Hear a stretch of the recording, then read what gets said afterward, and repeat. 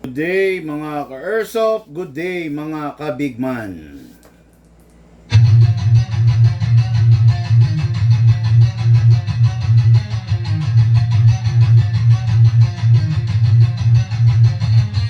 Magsatabi sa daan, huwag kang babangga. Papasok si Bigman, may dala na banda. Minsan siniraan, pero di pinansin. Toxic vibes, bro, di yan sa amin. Nagka-problema, bumangon pa rin.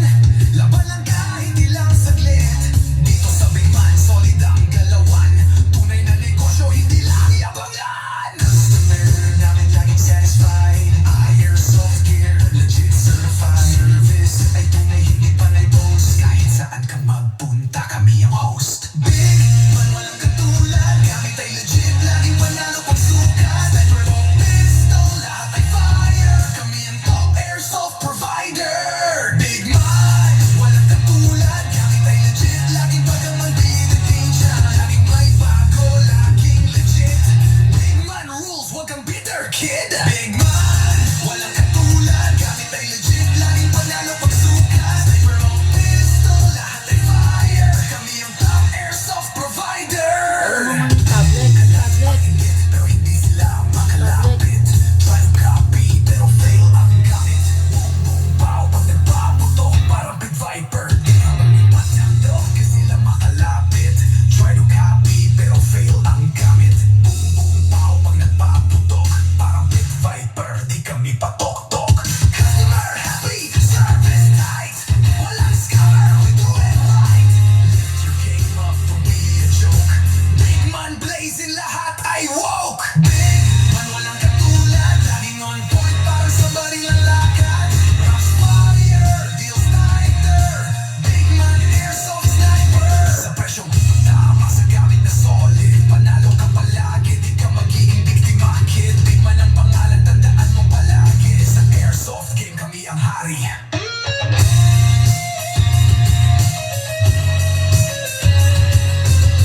Big man, di mo kaya tapatan. Walang gaya-gaya, panalo palagi. Kaya sa Big Man, siguradong real ka bossing.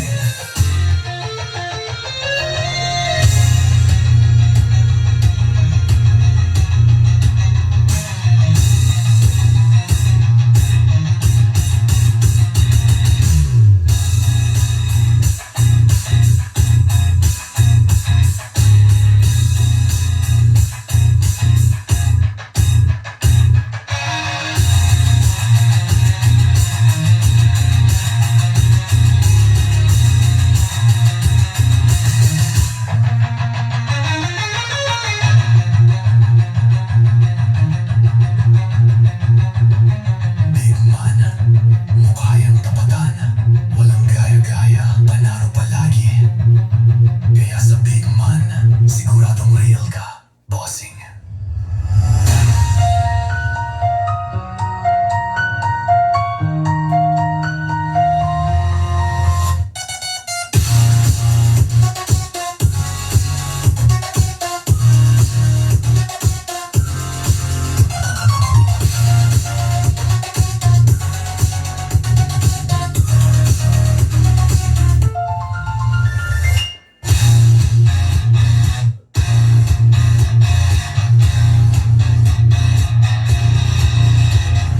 Hello po, good afternoon, good day mga ka-Airsoft, good day mga ka-Bigman. Hello po sa mga ka-Airsoft natin, Luzon, Visayas, and Mindanao.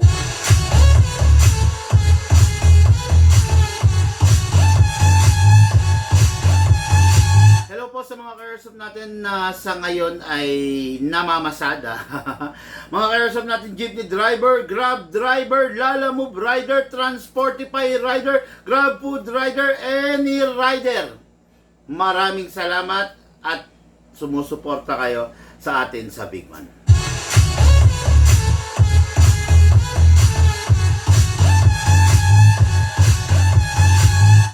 Maraming salamat po. Hello sa mga ka-Airsoft natin politiko, mga ka-Airsoft natin doktor, engineer, construction worker, security guard. Hello po sa inyong lahat, mga ka-Airsoft nating seaman at OFW.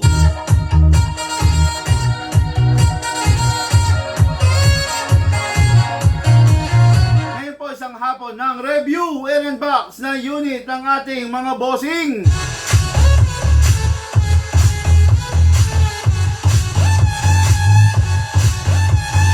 Okay, shout out, good day and good afternoon, Roel Asejo. Tama ba? Okay, Sir Roel Asejo, care of Lynn Marie Asejo. Okay? Itong ka-airsoft natin ito ay isang seaman. Sa kasalukuyan lumalayag ang barko na kanyang sinasakyan dito sa lugar ng Indian Ocean. Kita nyo, di ba? So, gumagampan ng trabaho, ibig sabihin, di ba? Hello po sa mga ka-airsoft natin, no, na seaman. Hello sa inyo, no? So, itong unit niya, hindi natin alam kung kailan siya uuwi, pero taga San Jose Antique po si Bossing, no? Hindi natin alam kung kailan siya uuwi, kung kailan babalik ng Pilipinas, pero ahead, nag-order na siya ng airsoft, no? Ang kanyang unit is a Glock 17 Umarex. Umarex or Umarex, no? Whatever na correct pronunciation, yan, no? So, yan. This is a fully licensed, this is a high-end, this is a full upgrade version of a Glock 17 Umarex. SRC Umarex, okay? So, what is good and special about this unit is malalaman ninyo maya-mayang kaunti. Okay, shout out, good day and good afternoon sa ating ka-airsoft Maki Cadawas of Madrid, Spain. Hello po!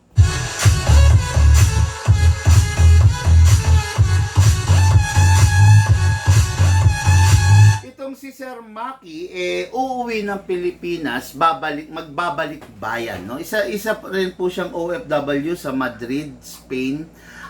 Uuwi siya sa katapusan ng buwan ng Hunyo. So, kita-kits tayo, bossing. Ingat sa pag-uwi, ingat sa biyahe, kasyahan ka nawa, no, ng puong may kapal sa gagawin mong pag-uwi, no? Ingat lang po, ingat lang po. Tapos, syempre, yung pamilya na nandito sa Pilipinas, nalalapit na yung pag-uwi ng ating bayani. Bayani kasi, mostly ang mga OFW, bayani na matatawag yan, no? Ano mga to, alisin mo yung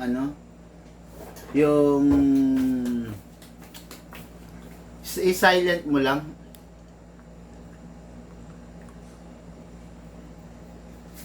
No, bayani ang ating mga OFW, mga ano yan, yung mga buhay na bayani. Kung bakit lumalaban ang Pilipinas, kung bakit hanggang ngayon nakatindig ang Pilipinas dahil sa mga remittances. Alam mo ba yung sa speaker?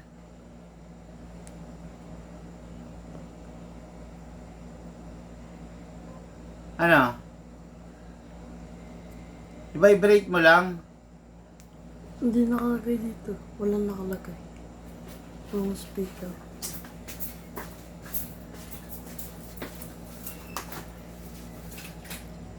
Nasa na ba? Yung sa yung sa speaker.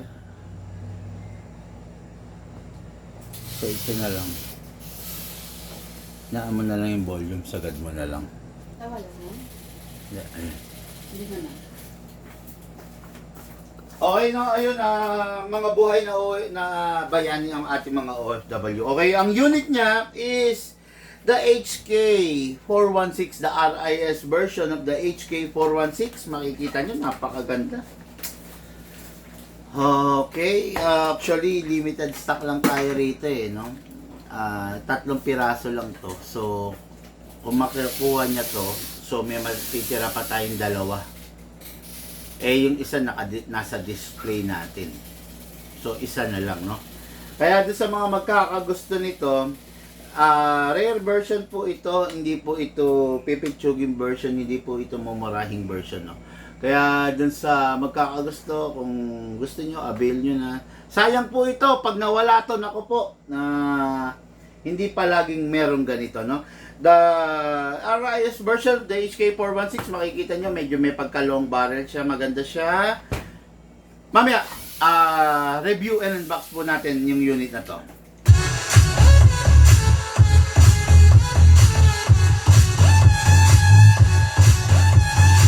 Okay, ngayon po, unahin natin yung Glock ng ating ka-airsoft na si Sir Ruel. What is good and special about this Glock? Okay?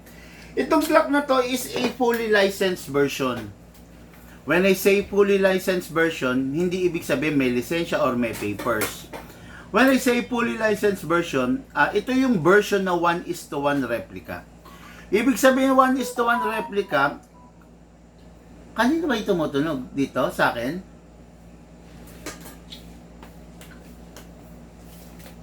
Hinaan mo yung mga volume nga. Hinaan mo na lang yung mga volume. Bakit ganyan? Napapaputol-putol yung boses ko pag ganyan eh. Diyan ba? Dito? Ano na ako? Yung sa notification, lahat na muna. Hinaan mo na muna. O, sige.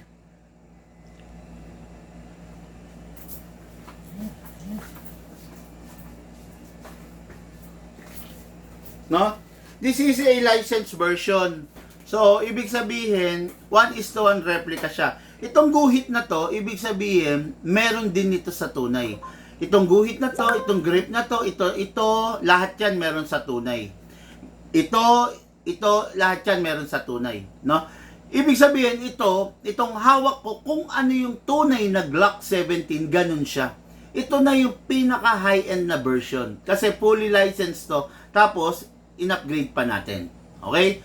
Ito na yung masasabi natin na sa lahat ng Glock, ito na yung yung pinakamataas kasi this is a Gen 5 model. Sa Glock kasi meron ng tinatawag na Glock Gen 6 pero wala pa po sa airsoft nun. On the making pa lang siguro sabihin na natin 2 or 3 years from now magkakaroon na rin ng ganun sa airsoft, no? Pero sa airsoft, hanggang Gen 5 pa lang yung pinakamataas na generation na nilabas sa airsoft. Okay? This is a Gen 5. So, kung ano yung Glock na Gen 5, ganun po siya. Lahat. Ultimo yung butas, ultimo yung screw, ganun. 1:1 copy, 1:1 replica. Okay? Hindi po ito katulad ng mga Glock na China na may makikita kang mga markings pero illegal version sila, no? When I say illegal version, they don't have the copyright, they don't have the authority na mag-produce ng mga Glock na merong markings. Okay? Huwag po kayong malilito ron. Merong mga kumakalat na Glock na China na merong mga tatak na Glock pero hindi naman otorisado yon. Okay? Tapos, iba yung construction ng laman loob nun, iba po ang construction ng laman loob nito. Okay? Yung laman loob nun, nung mga sinasabi kong Glock na yun, medyo may pagkasablay po yun. Paano ba sabihin na natin to? Recycled alloy yung laman loob niya. Pero itong mga high-end version na ganito, hindi po recycled alloy. Some of the high-end version are using CNC steel and some are using stainless steel na internals and some gumagamit ng basal or virgin alloy. Hindi recycled alloy. Okay? Tatandaan ninyo, mas mura yung materials kung gagamitan mo ng recycled alloy. Recycled na siya eh. Ano ba yung recycled? Sirang sandok, sirang kaldero, sirang shanse, sirang, di ba? Sirang rice cooker, yun. Coke in can, yun yung mga recycled alloy. Okay? Lulusawin sila tapos imomolde ng parts ng barel. Pero itong mga high-end, hindi po sila gumagamit ng mga recycled alloy. Kaya, most of the high-end talagang tumatagal. Ngayon, most of the budget meal, kung mapapansin nyo, madaling masira. And that is the reason why. Okay? Ngayon ito, unit ng ating airsoft, this is the high-end version. plus in-upgrade pa natin. Number 1, yung unit niya, patong mo lang yung daliri mo, forward and reverse mo, hindi na siya kumakalog. Ibig sabihin, yung unit, naka-fix outer barrel. Okay? Hindi mo kailangang itaas baba, hindi mo kailangang i-left and right yung barrel mo. Ang kailangan mo lang, ipatong mo yung isa mong daliri, forward, wala, reverse, wala. Hindi kumakalog. Okay? Ito is a Gen 5 Glock 17, hindi siya naka-fix barrel, oh. Kumakalog. Yan ha. Umaalog yung barrel niya. Para makita nyo kung ano itsura ng barrel na umaalog, ito, papakita ko sa inyo. Ito, butas. Ito kasi sarado. Kaya hindi nyo makikita yung barrel. Pakita mo ng malapitan. Ito yung itsura ng ganito, naglalaro yung barrel nyo. Pakita mo. Ayan. Pakita mo sa ibabaw.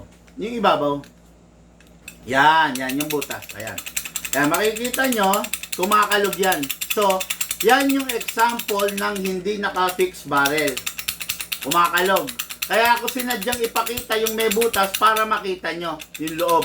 Kasi itong mga ganito sarado, hindi nyo makikita, no? So, ayan yung hindi naka-fix outer barrel, okay? Pero itong unit na pinapakita ko ngayon is, patong natin, naka-fix outer barrel, okay? Plus, naka-fine tuning, naka-trigger job, naka-hop-up rubber, at saka naka-enhance into a big bore nozzle. Malaki na yung nozzle niya. Kumpara mo dun sa mga ordinary. Okay? Ang normal na Umarex na FPS niya is around 330 to 340 FPS only. Pero itong hawak ko is nasa 410 to 430 FPS. Ganon kalakas dahil upgraded.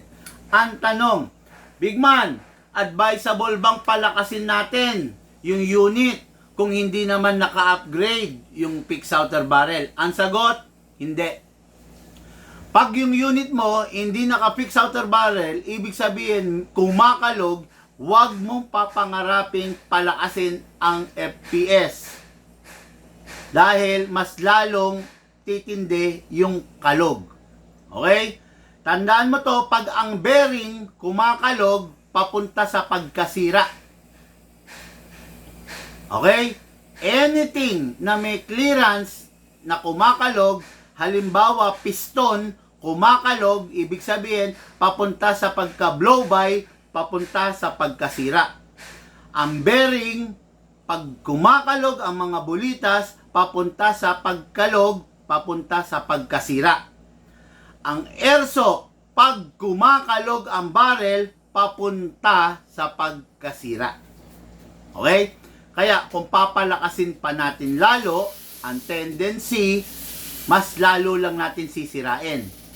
Kaya hindi tayo naglalakas ng unit not unless naka-upgrade ang internals. Okay? Dito sa Big Man, pwede tayo magpalakas. Pero siguraduhin mo muna na naka-fix barrel yung unit na papalakasin natin. Pag hindi naka-upgrade ng fixed barrel, hindi ko tinatanggap na palakasin kasi lalo niya lang sisirain yung barrel. Ayan. Maliwanag po yung paliwanag ko, ha. Baka po kasi magtaka kayo bakit hindi ako nagpapalakas ng unit tapos hindi naman sa akin binili. Hindi po ako nagdadamot. Ayaw ko lang na mas lalong masira yung unit ninyo. Okay? Nagpa-upgrade ka sa akin, malamang kikita ko sa'yo. Pero bakit ayaw kong i-upgrade? Kasi ayaw kong masira yung unit mo. Kung yung unit mo hindi mo sa akin binili, tapos naiinggit ka, gusto mo yung unit mo kasing lakas ng binebenta ko, dapat, number 1, i-upgrade muna natin yan, yung unit mong mahina, i-upgrade muna natin ng fixed outer barrel, ng fine tuning, ng trigger job, ng hammer protection pad, at saka ng, kung 2011, hammer protection pad, ng hop-up rubber, at saka enhance Kung big bore nozzle na yan, enhance big bore nozzle. Kung hindi pa naka big bore yan, enhance into a big bore nozzle. Okay? Yan. Sadyang ipinapaliwanag ko ng maliwanag para po maintindihan ninyo. Okay? Tatandaan ninyo, mostly ang unit dito sa Big Man, pag binili nyo, karamihan upgraded na po. Okay? Bakit upgraded na Big Man? Bakit hindi ka nagbebenta halos ng stock? Halos 10 no? Sa 10 customer, yung 10 gusto upgraded. Kung merong upgraded, sinong bibili ng hindi upgraded? Ang taong bibili ng hindi upgraded, yung hindi naiintindihan yung advantage ng naka-upgrade sa hindi naka-upgrade. Okay? Sinong bibili ng upgraded? Yung mga taong nakakaintindi, no, ng mga benefits ng upgraded. Sila yung bibili ng upgraded. Sinong bibili ng mga hindi upgraded o kaya ng mga China? Yung mga taong nabola at hindi nakakaintindi ng ipinapaliwanag ko po ngayon. Okay? Kaya kung ikaw yung tipo ng tao, ikaw yung tipo ng lalaki na may respeto ka sa sarili mo, hindi ka bibili ng China. Hindi ka bibili ng budget meal. Hindi ka bibili ng gawang Lunes, sirang Martes. May respeto ka sa sarili mo eh. Bibili ka yung something na pakikinabangan mo, something na malakas, something na pwede mong ipagyabang, something na pwede mong ipamporma, something na pwede mong ipakita sa tropa. Hindi ka bibili nung bagay na budget meal na ikinahihiya mong ilabas, ikinahihiya mong ipakita sa tropa mo, kasi unang-una, kumakalog ang barel. Okay? Kung ikaw, lalaki ka na matino ang pag-iisip, lalaki ka na matino ang pagkatao, lalaki ka na may respeto sa sarili mo, ang bibilin mong unit, naka-fix barrel. At hindi yung kumakalog na barrel na magagamit mo lang tuwing Christmas, pag caroling. Okay? Ito kasi unit na to, hindi talaga siya ginawa para pang-alis stress. Ginawa to para pag Christmas, jingle bells, jingle all the way. Music instrument mo. Kumakalog. Ayan, di ba? Tatandaan ninyo, doon sa ginagamit ninyong unit, nasasalamin kung anong klaseng pagkatao meron kayo. Doon sa ginagamit nyong unit, nakikita kung anong klaseng respeto ang meron ka sa pagkatao mo. Okay? Yun. Ngayon po, yung ating ka-airsoft, isang seaman, bumili high-end version. Hindi na nagpatumpik-tumpik pa, gusto pa nga niya i-upgrade scope, laser, pagwapuhin. Pero nasa sa kanya yon, di ba? Basta tayo, isi-serve natin yung unit niya. Ito po yung unit mo, Sir Ruel Acejo of San Jose Antique.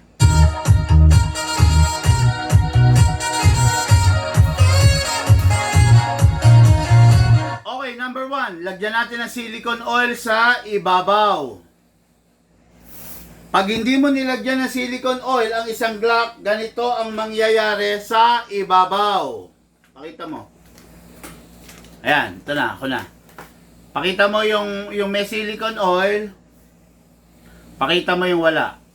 O, yan ha. Yung vlog ko paulit-ulit, pero paulit-ulit pa rin na merong hindi sumusunod sa mga dapat, no? Pag ang unit mo Glock, silicone oil mo yung ibabaw. Pag hindi ka tinuruan ng binilhan mo na dapat i-silicone oil yan, yung binilhan mo, ibig sabihin, of din. Yung ibig sabihin, yung binilhan mo, tindera lang. Ang goal niya, makabenta, tapos dapat masira agad yung unit mo. Para pag nasira yung unit mo, magpapagawa ka ulit sa kanila. Continuous ang pera, dire-diretso ang kita. Okay? Pero dito sa Big Man, dahil may lifetime warranty, una pa lang itinuturo ko na bakit kailangan natin protektahan yung unit natin. Kasi ayaw ko na matiyat maya nasisira yung unit mo kasi ako din yung malulugi. Okay? Every time na masisira ang unit mo, ipapagawa ko sa gunsmith. Hindi ko pwedeng ipakisuyo sa gunsmith, hindi ko pwedeng burautin yung gunsmith. Kada sira ng unit, papagawa ko. Magkano ang minimum fee ng isang gunsmith? 700 pesos. Imaginein mo na lang, binili mo to. Hindi kita tinuruan kung paano yung tama na paggamit. Yung maintenance. Binili mo to, imaginein mo. 3 o 4 na beses kang masisiraan. Magkano yun? 700 times 4. Okay? 700 times 4, nasa 2,800. Sino magsha-shoulder ng 2,800? Sino magbabayad sa gunsmith? Ako. Kasi lifetime warranty ako. Kaya sa una pa lang, ipinapaliwanag ko yung detalye kung paano yung tamang paggamit at paano yung maintenance na tama. Okay? Yan. Lifetime warranty kasi ako eh. Hindi katulad ng ibang shop, buy and forget. Dito sa atin, lifetime warranty. Look, wala. No. Hindi yung internet dito, oh. No? Kaya pagpasensyaan nyo na kung bakit masyadong matagal ang mga vlog ko kasi hindi lang basta makabenta dito sa atin. Itinuturo natin yung tamang paggamit. Okay? Kasi binilagyan natin sa ibabaw, lagyan rin natin sa nozzle. Okay? Again, yung unit na to, full upgrade version. Fixed outer barrel, fine tuning, trigger job, hop-up rubber, enhance into big bore nozzle. 5 upgrade nakakarga sa high-end version ng Umarex. Okay. Ngayon yung magazine niya ito. Lalagyan natin to ng silicone oil, syempre. Alisin muna natin yung base pad. Atakin pababa, slide. Lagyan natin ng silicone oil dito, lagyan rin natin dito sa output valve. Press the valve, then spray. Ayan. Okay na, ha? Ngayon, maglalagay na tayo ng gas. Itong unit na to, this is a high-end version. Compatible siya with 12 kg, with 14 kg, at saka CO2. Okay? Kung ang unit mo double bell, huwag mong gagamitan ng CO2 at saka ng 14 kg. Kung ang unit mo ENC, huwag mong gagamitan ng CO2 at saka ng 14 kg. Kung ang unit mo WE or AW Custom, huwag mong gagamitan ng 12 kg or 14 kg. Ay, ng 14 kg at CO2. Pero itong unit na to, dahil high-end version to, pwede mo siyang gamitan ng 12 kg, 14 kg, as well as the CO2. Okay, ayan ha. Maliwanag po yan. Lalagyan mo ng gas, 2 seconds only kasi upgraded po yung unit. Hindi po siya nagre-require ng maraming gas para mag-fire. Well, in fact, matipid po siya sa gas dahil upgraded. Hatakin to pababa. Place your thumb here. All the way. Hatak. Hold it tight. Maglagay tayo ng bala.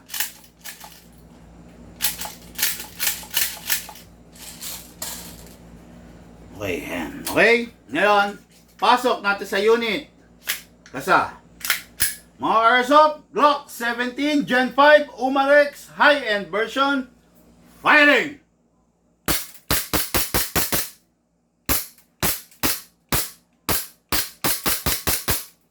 Open slide. Kasi wala na siyang bala. Next thing to do, release the magazine. Pindutin lang to, ha.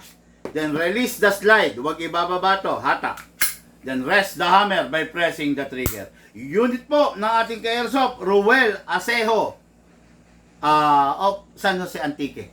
Nagpaputok tayo, sabihin na natin 20 rounds yun, yung pinaputok natin na una.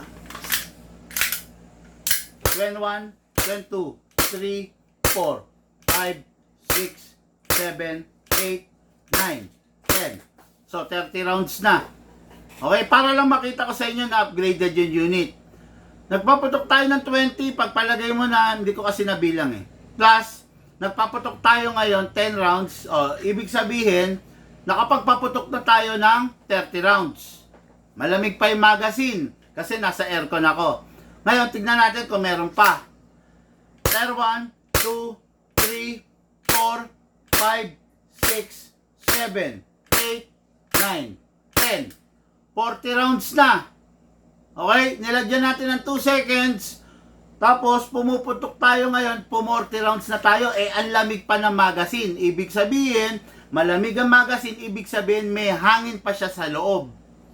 Okay ha? 2 seconds lang natin nilagyan ha? Okay. Firing pa. 4, 1, 2, 3, 4, 5, 6, 7, 8, 9, 10. Pumutok tayo ng 50 rounds na. 2 seconds lang na gas nilagay natin. Ganun katipid kasi dahil upgraded. Kung ang unit mo ENC, WE, Double Bell, AW Custom, huwag mong asahan na ganito katipid. Okay? One of a kind to dahil high-end unit po ito. Kung yung unit mo hindi sa Bigman nang galing, yung unit mo ibig sabihin hindi upgraded, huwag mong i-compare, huwag mong aasahan na magiging ganito. Malayong malayo po. Okay? 1, 2, 3, 4, 5, 6, 7, 8, 9, 10. Pumutok tayo, 60 rounds na ang pinuputok niya. Sold na tayo doon. Pero malamig pa ang magazine, ibig sabihin, meron pa. Okay? Tandaan nyo ha, pumutok tayo, 60 rounds na. 6, 1, 2, 3, 4, 5, 6, 7, 8, 9, 10. Pumutok tayo, 70 rounds na. 2 seconds lang na gas ang nilagay natin. Sinusuklian niya na ng 70 rounds. Super lamig pa yung magazine. Kung kaya nyo lang hawakan, maipapahawa ko sa inyo. Kaya ako siya pinipiga para medyo uminit siya. Para yung yelo sa loob ng magazine malusaw. 70 rounds na ang pinutok ng 2 seconds na gas. 7, 1, 2, 3, 4, 5, 6, 7, 8, 9, 10. Yung 2 seconds na gas, pumuputok na ng 80 rounds. 18 putok. San ka pa? Diba? Ayan ha. Yan. Dito lang kayo makakakita niyan. 2 seconds na gas, pumutok siya 80 rounds. Bakit? Yung unit na ginagamit natin ngayon, yung unit ng ating Airsoft, Ruel Acejo, ay upgraded. Dahil upgraded, kaya magbe-benefit siya. 80 rounds na. Tingnan natin. Baka meron pa. 8, 1, 2, 3, 4, 5, 6, 7, 8, 9, 10. 2 seconds na gas. Sinuklian niya. 90 rounds. Okay? 90 rounds na putok na sa 2 seconds na gas. Bakit mo pinipiga, big man? Pinipiga ko para yung yelo sa loob ma-convert into hangin. Okay? Para malusaw yung yelo sa loob kasi pupuputok tayo, lumalamig ang magazine. 90 rounds na. Tignan natin. 2 seconds lang na gas nilagay natin ha. 91, 2, 3, 4, 5, 6, 7, 8, 9, 10. 100 rounds na. Paano to? Kailan pa to ba uubos? Tingin mo. Wala nang katapusan to. Wala na. Hindi na tayo kikita sa green gas nito. Bandang huli hindi maubos-ubos yung green gas ng customer, di ba? 100 rounds na, pinutok ng 2 seconds. Ano pang gagawin natin? Subukan pa natin. 101, 2, 3, 4, 5, 6, 7, 8, 9, 10. 110 rounds na. Meron pa. Meron pa, malamig pa oh. Grabe. 110 rounds. Paano gagawin natin ito, Lucas? Ayaw na niyang tumigil, ayaw na maubusan. Ha? Pero mga Karsop, walang biro, sobrang lamig ng magazine. Pag ganyan nakalamig yung magazine, hindi rin advisable no? Na iratrat mo pa, na iratsyada mo pa. Medyo painitin mo muna, no? Kasi ang tendency, bukod sa mahina, ano siya, malakas sa gas. Okay? 110 rounds na, no? 110 rounds. Try pa natin, baka meron pa eh. Pumutok siya, 110 rounds. 111. 1 ha, 1 yon. 2, 3, 4, 5, 6, 7, 8, 9, 10. Ano ba yan? 120 rounds? Ayaw na niyang tumigil. Sobrang lamig na nga ng magazine, no? Gusto ko na lang siyang tigilan na eh. Ha? Dilagyan ko ng 2 seconds na gas. 120 rounds na putok yung sinukli niya. Bakit ganon? Kasi upgraded. Okay? Hoy! Maubos ka naman. Hindi na kami kumita sa green gas. 120. 121. 2, 3. Ayun. Okay. 120. Okay? So, jackpot yung ka-airsoft natin dito sa unit niya, Ruel Acejo of San Jose Antique. Bossing, dito na po yung unit mo, ready for packing and ready for shipping.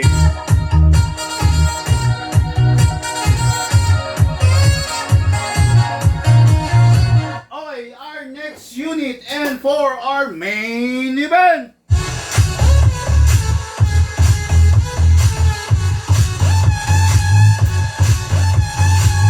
Unit po ng ating Kairsoft from Madrid, Spain na uuwi sa La Union, si Sir Maki Cadawas. Okay.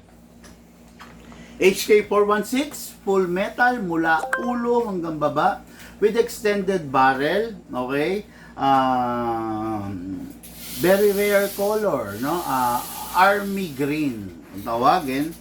Tapos, with a combination of tan. Okay. Equipped siya with a foldable na front sight at saka foldable and adjustable na rear sight. Okay. Tapos, equipped siya with the ambidextrous na mode selector, kabilaan. Then, ambidextrous din na quick access sa bolt release and mag-release. Both sides meron. Okay? Bolt release, mag-release, mag-release. Kabilaan. Bakit ganon? Kasi high-end version po ito. Hindi po to budget meal, hindi po ito low-end version na ENC na HK416. This is a high-end version of ENC 416 ENC na HK416. Not the ordinary ENC na nakikita ninyo. Okay? Ngayon, yung laman loob nito, upgraded na rin po. Pina-tuning na, pina-upgrade na ng ating bossing. Normal FPS nito, 400 FPS. Pero this one, I think, mas mataas siya sa 400 FPS. Dahil po, kinalikot na po natin. In-upgrade na po natin yung spring. Okay? So, let's begin. Fully adjustable. Retractable, adjustable. Okay? So, dito natin ilalagay yung bala. Since upgraded na to, hindi na natin siya pwedeng lagyan ng pipitsugin ng ordinaryong battery. Ngayon, nilagyan natin to ng magandang klaseng battery. Medyo mahirap kasi. Okay, ito. So, kunin natin to. The wire. Pasukan natin ng battery. Pasok natin. Then, plug natin to. Okay, yan ha. Then, secure all the wire. Balik natin to. Sa battery, mga ka-airsoft, no, learn how to manage your battery para hindi ka mapahamak, para hindi sumakit ang ulo mo. Ang battery, bawal ma-drain, bawal ma-overcharge, at bawal mag-init. Okay? Single fire, testing natin. Sarap po, ambi siya, oh. Rapid fire. Medyo mabigat nga lang yung dial niya kasi ano eh, bago pa eh, no? Rapid fire. Ayan. Okay? Ngayon, balik natin muna sa safe. Dako tayo sa magazine. Magazine niya, original HK416. Gamit muna tayo ng gamit. Okay, yung magazine ko rito, ha? Itong magazine ko, kung tatanungin nyo lang, since this is an original, tapos metal pa siya, kahit nakailang laglag na to, so, parang kung di ako nagkakamali, nung bago kasi ako mag-shop, way back 2020, gamit ko na to. So, nung bago ako mag-shop, ginagamit ko to for 7 years na. Nag-shop ako 2020, 2026 na ngayon, 7, ginagamit ko to 13 years na. Walang nagiging problema. Ayan na, puro gas-gas na nga, puro may mga kalakalawang na no? Pero walang nagiging problema, no? Kasi itong unit na to is talaga namang ginagamit ng napakaingat na tao tulad ko. Okay? Lagyan ko lang ng 0.20 dahil magkokrono tayo. Okay? Ngayon mga ka-airsoft, ito, buksan nyo rito sa ibabaw, buhusan nyo ng bala. After nyo mabuhusan ng bala, napuno na sara nyo, may gear sa ilalim kamot. Meron dalawang klaseng kamot, merong standard winding, merong full winding. Standard winding, every 30 rounds, magkakamot kayo. Yung full winding, buong 300 rounds, ilo-load niya na, ikakarga niya na. Okay? Ayan. Sa mga previous vlog ko, doon malalaman nyo kung paano yung standard and full winding. Pasok! Ang isang AEG, wala nang kailangang ikasa. Hindi na siya ikakasa. Okay, huwag ka magmamala action star na pak! Kasi baka masira pa yung charging handle. Okay? Single fire, chrono test natin. Single fire. 523. 523 FPS. Normal FPS, 400 to 420. Pero ang result niya ngayon, 523 FPS.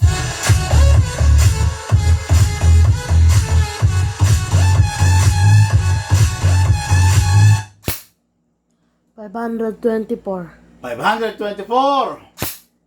527. 527. 524. Oh. Nakita niyo naman kung gaano kasarap. Kaya sigurado mag-enjoy si Sir Maki dun sa unit niya. Single fire. Rapid fire, rapid fire. Single fire, balik natin. Rapid fire. Every time matatapos maglaro, always clear the magazine, then clear the chamber. Pinaka-importante sa lahat, rest the spring. Lagay sa rapid fire, press 1 second, then single fire. Then put it back to safe. Ito pong unit na to, ready for packing, ready for shipping, unit natin kay Airsoft. Maki Kadawas, na ngayon ay nasa Madrid, Spain, pauwi sa katapusan ng buwan, babalik sa kanyang lupang sinilangan, La Union. Posing, ito po yung unit mo, ready for packing and ready for shipping.